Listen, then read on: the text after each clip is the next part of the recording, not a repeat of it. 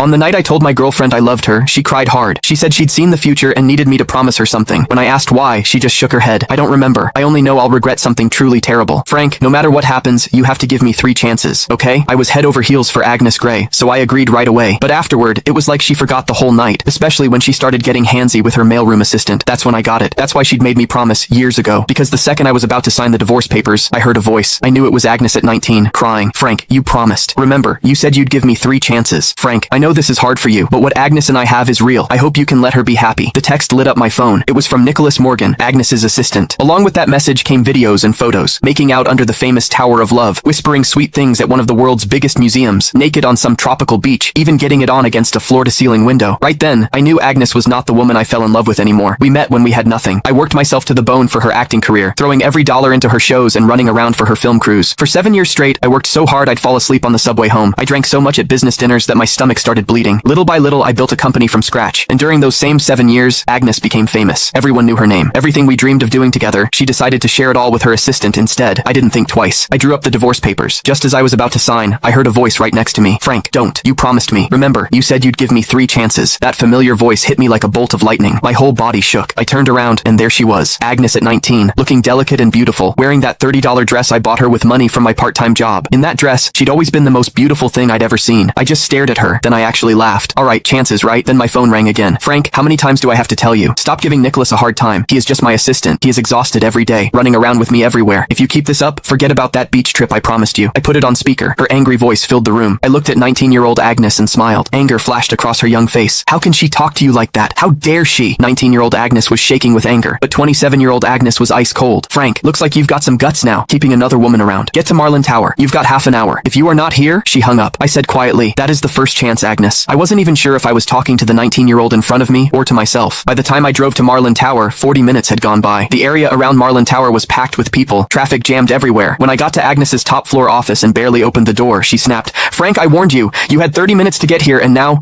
I cut her off, turned around, and flopped onto the couch like I didn't care. Nicholas was there too. He kept his head down, eyes all red, his right hand holding his left wrist. My attitude seemed to set Agnes off. She slammed her hand on the desk. Frank, what is with that attitude? You still won't admit you were wrong? But before I could say anything, Nicholas jumped in. It is nothing really, just a watch. Don't blame Frank. That just made Agnes angrier. But instead of yelling at him, she held back and softened her voice. How can you say it is nothing? He is so petty. He even tried to steal the birthday gift he gave you. Don't worry, I am not taking his side. Then she turned back to me, her voice sharp as a knife. Frank, I am giving you one last chance. Give Nicholas his watch back. I'd lost count of how many times this had happened. No matter how many times Nicholas set me up, no matter what I said, it never mattered. The woman who used to trust me completely now only doubted me. Couldn't be bothered to argue. I stood up, took off the old watch from my wrist. Click the link in my bio to get the full story for free.